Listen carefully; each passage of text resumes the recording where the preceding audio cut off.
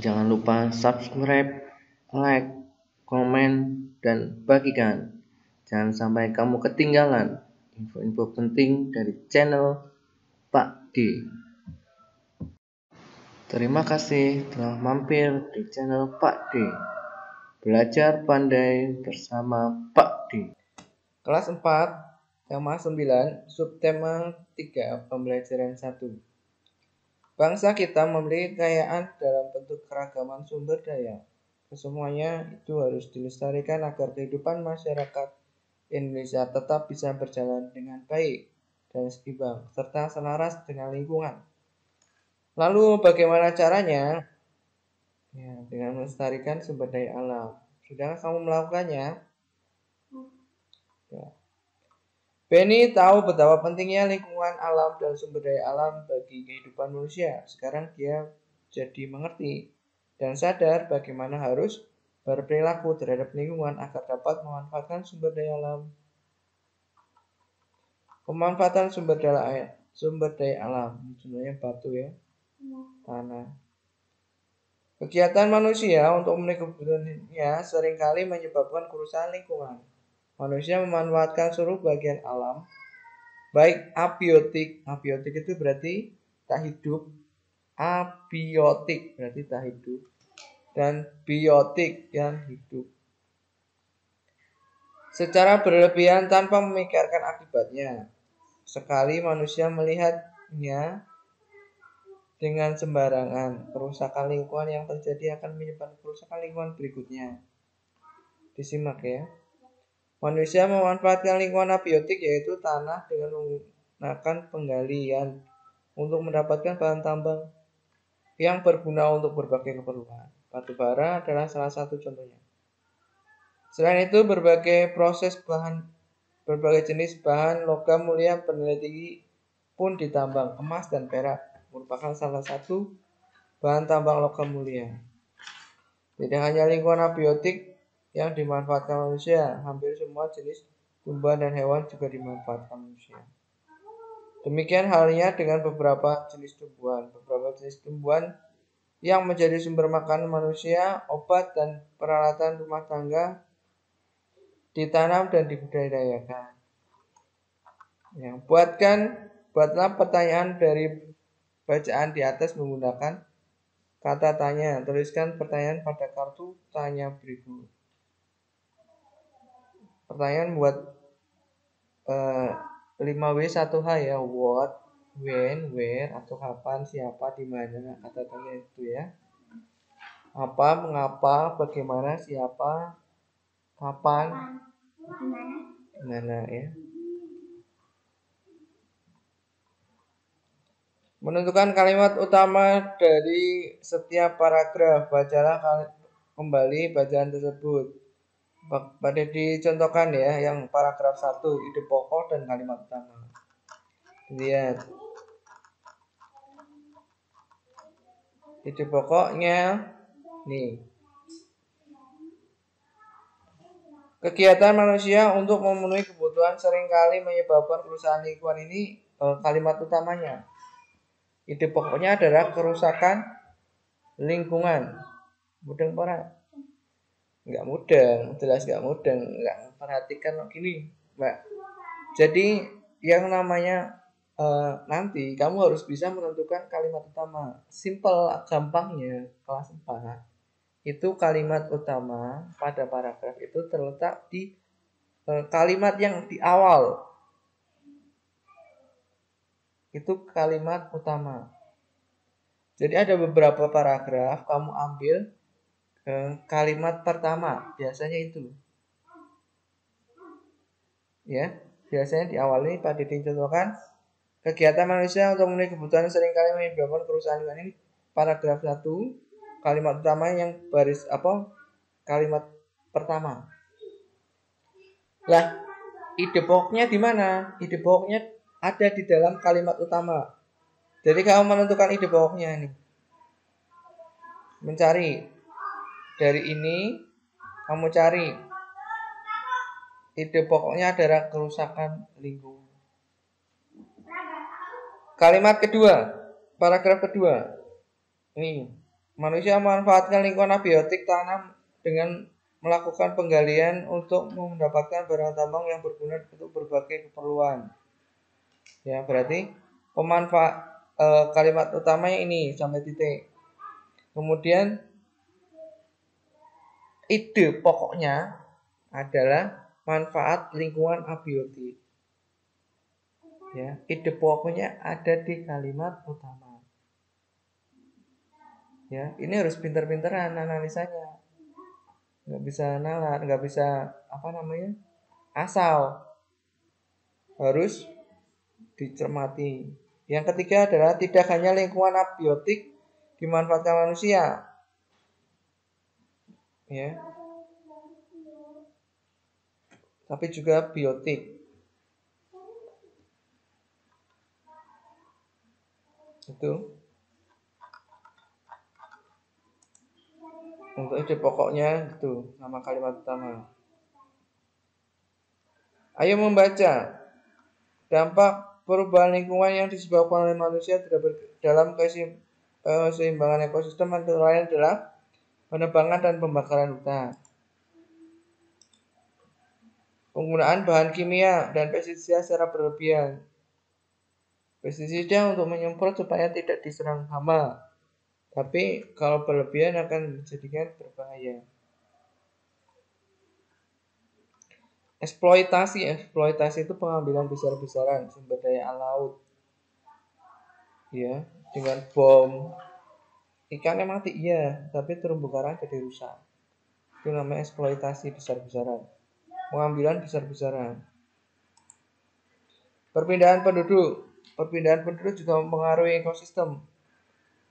Kalau penduduknya semakin besar, maka kalau mempengaruhi ekosistem, ya, jadi banjir yang tadinya lahan pertanian dijadikan perumahan, ya.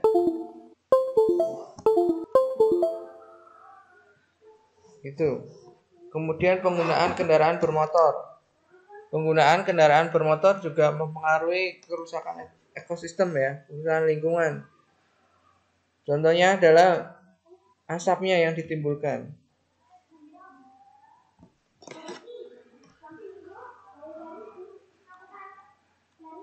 Kemudian perburuan liar, ya. Perburuan liar ini menyebabkan kerusakan hewan, ya, hewan pada mati, ya. Kemudian perusakan terumbu karang. Jadi pada pembelajaran ini kamu mengenal kerusakan lingkungan, ya.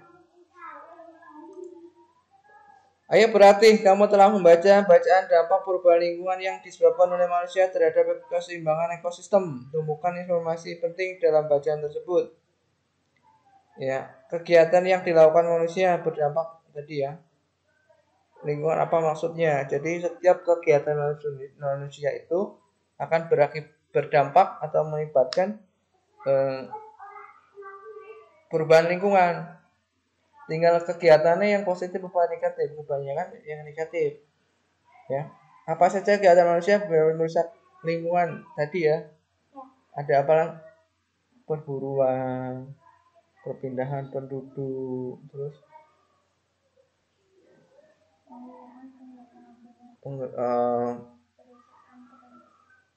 eksploitasi laut, penggunaan pestisida. Ya, arti penting lingkungan bagi manusia. Lingkungan itu kayak manfaatnya. Kalau manusia memanfaatkan lingkungan dengan baik tanpa merusak, artinya tetap dilestarikan, akan berlangsung sampai panjang, sampai anak cucu kita, ya. Diolah, dimanfaatkan, ditanam lagi, dirawat, ya, dibudidayakan. Itu. Ayo berlatih. Sekarang ini banyak perilaku kegiatan orang di sekitar kita yang justru merusak lingkungan alam. Apa saja perilaku kegiatan yang merusak lingkungan tersebut? Carilah jawaban pertanyaan tersebut dengan bertanya kepada narasumber sekitarmu.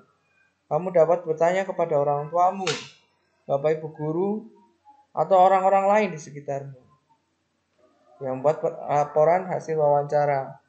Narasumbernya siapa, kemudian jawabannya apa. Pertanyaan yang diajukan, apa saja perilaku dan kegiatan orang-orang di tempat tinggalmu yang dapat merusak lingkungan. Jadi pertanyaan itu satu, kamu tanya kepada banyak orang, nanti juga ada hasilnya jawaban yang berbeda-beda. Ya, itu kegiatan wawancara. Ayo membaca, mengingat betapa besarnya ketergantungan kehidupan kita terhadap keberadaan sumber energi, maka sudah sepantasnya lah kita dapat berhemat. Kesadaran untuk berhemat energi harus dimulai dari diri sendiri sejak dini. Pelaksananya dimulai dengan melakukan kebiasaan-kebiasaan dalam kehidupan sehari-hari. Ini adalah poster hemat energi ya, hemat energi listrik. Tahukah Anda penggunaan listrik berlebihan merupakan penyebab utama krisis listrik? Krisis itu kekurangan ya. Minimalisir itu mengurangi.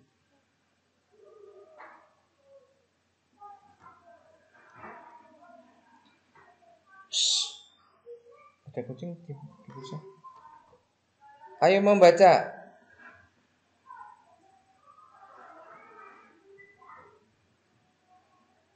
Salah satu cara untuk melakukan penghematan energi adalah memanfaatkan kembali barang-barang bekas. Ayo kita manfaatkan bersama-sama barang-barang bekas. Sekarang kamu dapat berkreasi dengan barang bekas. Hal ini digunakan untuk memanfaatkan barang bekas atau yang sudah dipakai sehingga mempunyai nilai jual yang lebih tinggi. Kamu dapat membuat figura foto dari kardus, lampion dari botol plastik bekas, bunga dari sedotan, atau hiasan dari kain perca. Banyak sekali idenya, bukan? Poster dari barang bekas. Buatlah poster hemat energi dari bahan bekas. Tulislah slogan hemat energi dari kertas kardus bekas. Buatlah yang menarik. Ini bahannya. Ya, gunting, penggaris, pensil, lem, plastik mika, kertas kado, dan kertas lain sesuai selera.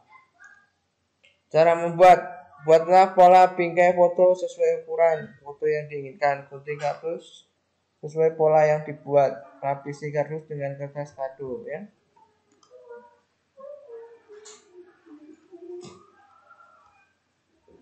Ini adalah kegiatan contoh penggunaan energi ya. Matikan lampu ketika meninggalkan ruangan. Kamu lakukan enggak hari Senin, Selasa sampai dengan Sabtu ya. Kalau kamu lakukan centang, kalau tidak nah. Misalnya matikan kran hari Rabu, kamu centang.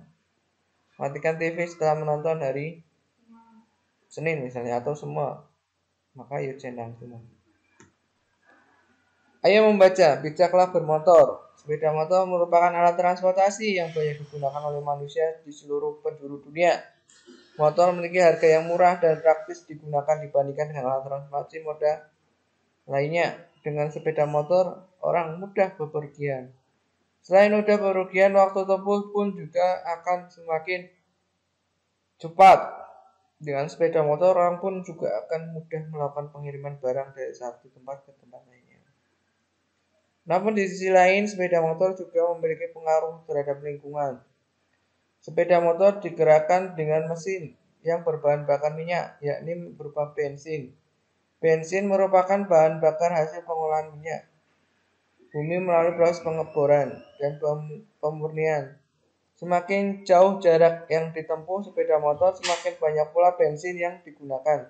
Coba bayangkan jika setiap orang di dunia memakai sepeda motor setiap harinya dan menempuh jarak jauh, berapakah bensin yang digunakan?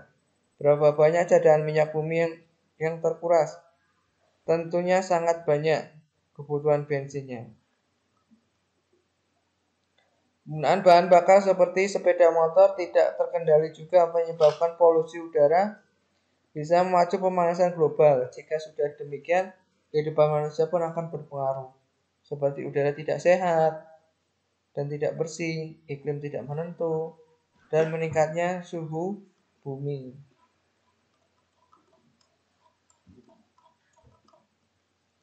Ya, sampai perenungan ya, baca sendiri bisa ya.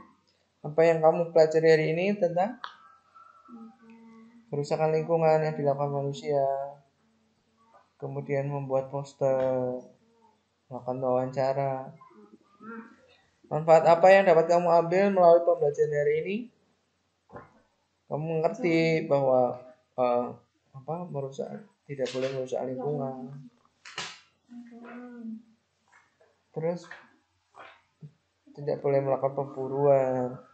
Akhirnya kamu tadi belajar tentang yang hal merusak. Berarti artinya kamu belajar untuk tidak merusak, ya. Keterampilan apa saja yang dapat kamu kuasai pembelajaran hari ini? Wawancara, membuat poster. Apa yang akan kamu lakukan setelah melalui pembelajaran ini? Melakukan kegiatan yang bermanfaat untuk lingkungan, tidak merusak lingkungan. Demikianlah pembelajaran 1.